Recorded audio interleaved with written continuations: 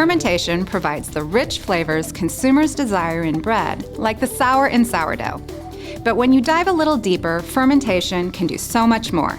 In brief, fermentation is a process that dates back to the Egyptians, and it refers to the breaking down of complex organic compounds into simpler substances, resulting in some of our favorite foods and beverages, such as beer, cheese, wine, sauerkraut, and kimchi. With bread, this refers to the process where yeast converts sugar to carbon dioxide and alcohol in the absence of oxygen, causing dough to rise and the bread to develop organic acids that bring the fresh, delicious flavor. Through harnessing the power and ingenuity of nature and the fermentation process, we're able to create highly functional and natural preservation solutions, allowing bakers to create products that showcase the rich natural flavors consumers love with familiar and simple ingredients while protecting the premium freshness and shelf life.